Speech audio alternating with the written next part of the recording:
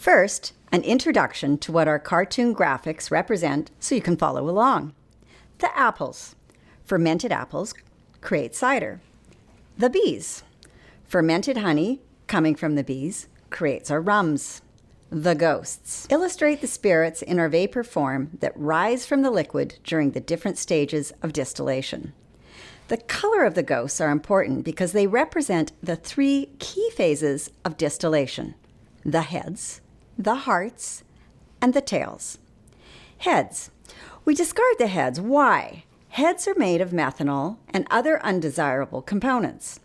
While the heads are in vapor form, you will see black ghosts.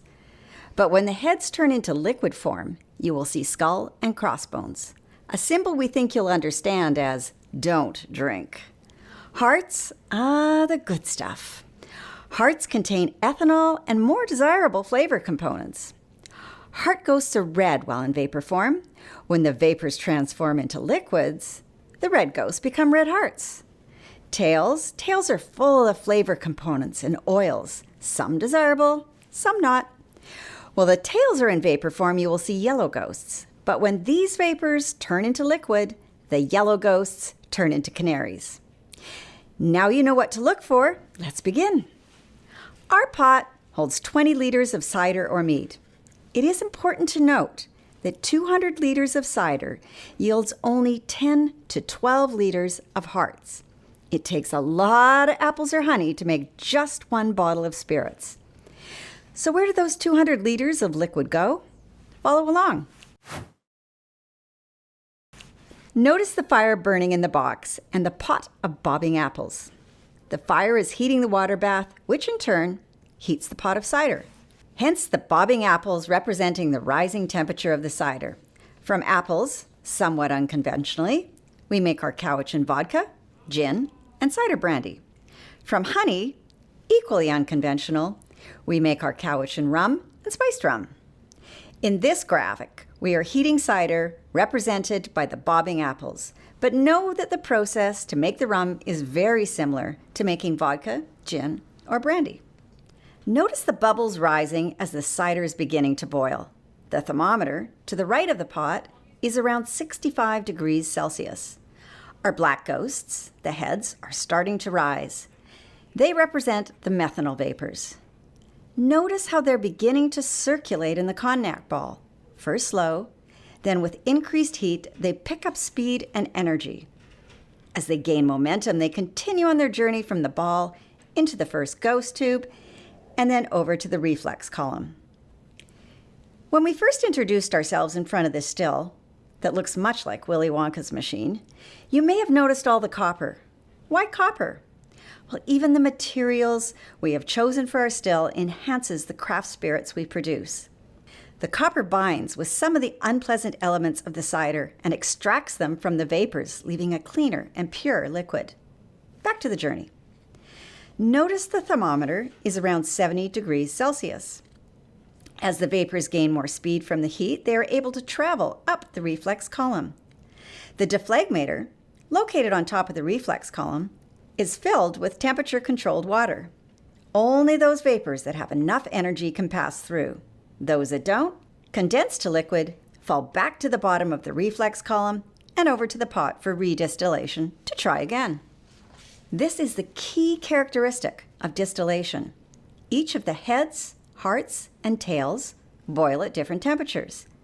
The heads boil at the lowest temperature, around 65 degrees Celsius, the hearts at approximately 79, and the tails over 85 degrees. Follow the ghosts as they rise through the reflex column in hopes to make it through to the deflagmator. Let's go back to the cognac ball.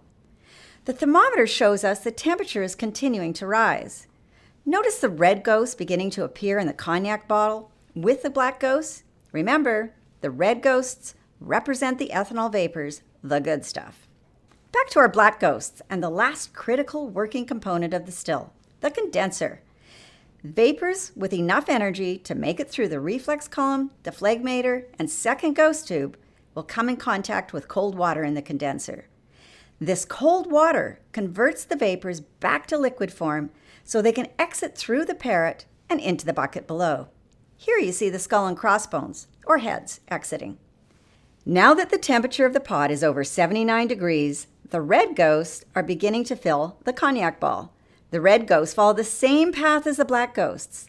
They rise from the pot, through the cognac ball, and over to the reflex column. At first, they don't have enough energy to pass through the deflagmator, so they are condensed to liquid and fall back to the bottom of the reflex column and over to the pot for redistillation. Try again. Now that the cognac ball is dominated by red ghosts, the skull and crossbones coming out of the parrot are almost finished. Although not usable in our spirits, we don't waste the heads. Instead, we use them to sterilize our equipment in the cellar.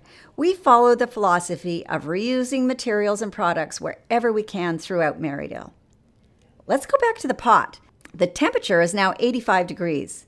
With the heads finished and the cognac ball and reflex column dominated by the hearts or red ghosts, you now see yellow ghosts or tails. They're starting to appear in the cognac ball. Remember, the tails are full of oils and flavor components. If we are distilling neutral liquids, like vodka, we don't want the tails in our final product. If we're making gin, rum, or fruit brandy, we leave some of these tails for aroma and mouthfeel. At this stage of the process, you mainly see red ghosts coming to the condenser and coming out as hearts. Let's go back to the cognac ball. With the temperature at approximately 90 degrees, the cognac ball becomes dominated by yellow ghosts. The last of the red ghosts are making their way over to the final condenser to exit as red hearts, and the yellow ghosts are being sent back to the bottom of the reflex column and into the pot. This is the third key phase of distillation. The pot is approaching 100 degrees Celsius, and there is little alcohol remaining, mostly water. The yellow ghosts are dominating the still, and the hearts are finished. This is where we decide how much of the tails to capture and how much we will discard. This is the art of distilling. We use our skill, passion, and over 30 years of distilling experience to create craft award-winning spirits. Everything coming out of the parrot is clear. The heads, the hearts, the tails. Like the color of the vodka. When you see the beautiful amber color in our rum or brandies, that is coming from the time spent in our barrels.